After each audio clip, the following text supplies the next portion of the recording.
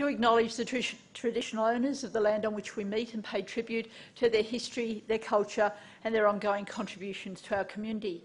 And I acknowledge my parliamentary colleagues and all the members of the task force and all guests. It really is excellent to be with you tonight.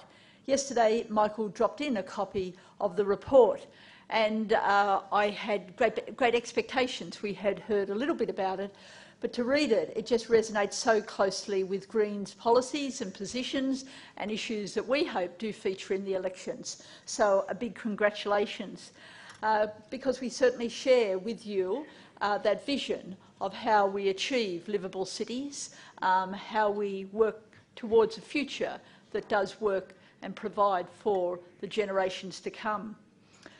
And I think as we're reflecting on where we're trying to go, it's worth looking at where we have been and some of the problems that we still have. When Labor came into office, there was a huge infrastructure backlog, costed at over $770 billion over about 10 years. Now, this government, I'm happy to acknowledge, has worked hard to close the gap, largely through the excellent Major Cities Unit. It has developed strategy documents on how to make our cities more livable and more healthy. But Labor have missed a golden opportunity by not linking this strategy to big infrastructure spending on public and on active transport. Instead, the lion's share of infrastructure funding has continued to flow to road projects and in New South Wales to the coal industry. And this is a disjoint that we have to close. Motorway construction companies, the road and trucking industry and the NRMA still wield enormous influence over all levels of government. We've seen this considerably in New South Wales, but it's across the country, with big donations going from corporations and other organisations into political parties, and too often it distorts good policy outcomes. For decades now, funding decisions have favoured private road projects at the expense of public transport and the poorest transport cousins, cycling and walking. We do need a culture change to shift the balance in favour of public transport and active transport modes.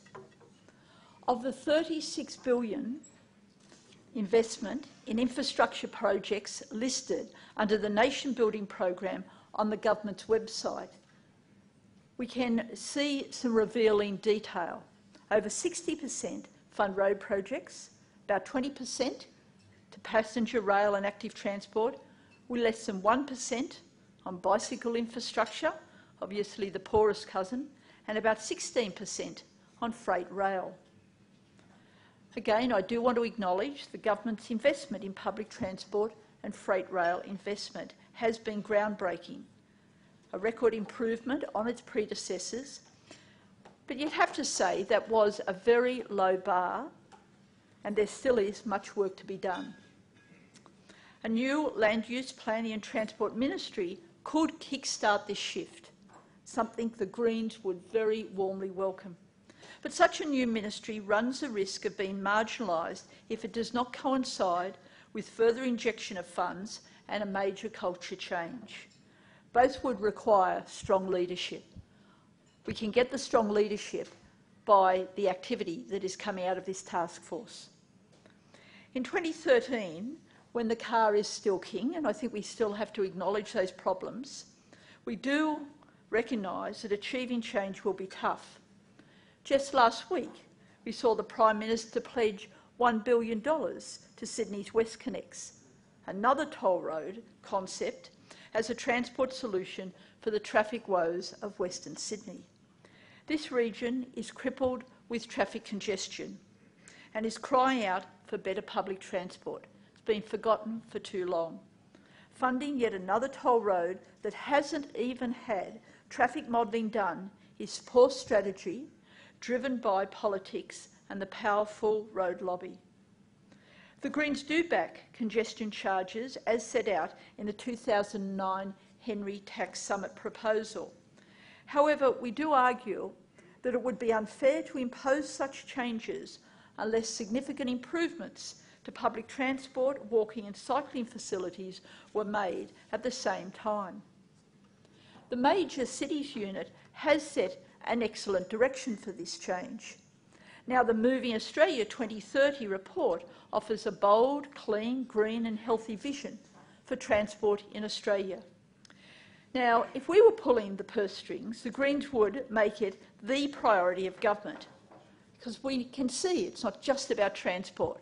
So much flows from it in terms of economic productivity, jobs growth, as well as the need for integrated planning. And we would put the nation into debt to build it, and we are quite happy to say that. Our city and country rail networks and the Harbour Bridge, as we've heard tonight about how wonderful it is, were built on borrowed money.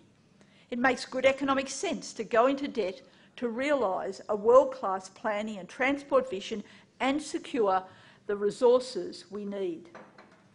We need government to show the same calibre of vision that our forebears had. We have a nationwide rail system. We have the Sydney Harbour Bridge because our forebears had that vision, but we haven't seen that vision for a long time. We could go into debt to connect our major cities with high-speed rail, to restore passenger rail services in our regional centres, to build active transport networks in high-density suburbs that attract locals and tourists alike. Implementing this excellent blueprint is critical to achieving livable cities, increased business productivity and that all-important jobs growth. The Gillard government made a huge contribution to the future sustainability of our nation when they joined with the Greens to pass the Clean Energy Future package of climate legislation. Now is the time for the government to take the next step, and that means looking at the money, public money, that is going to the coal infrastructure. $3.5 billion investment goes into a new coal rail line for the Hunter Valley's fourth coal loader in Newcastle Harbour. And we're seeing that to say no, and then we have the $1 billion that the government is looking to putting into the WestConnex.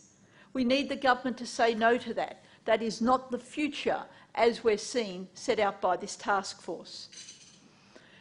If that $1 billion goes into WestConnex, it actually puts a huge burden on the people, particularly of Western Sydney, not just in terms of not solving the traffic problem, adding to the air pollution, but it pushes another $10 billion worth of toll charges onto Sydney commuters. That's how that project would be paid for. Now is the time to show leadership by getting serious about public transport and active transport infrastructure funding that will make our cities more livable. The Moving Australia Report 2030 is an exquisite gift we should give to future generations. And on behalf of the Australian Greens, I'm very pleased to give you our commitment to help bring the report's recommendations to reality. Thank you so much.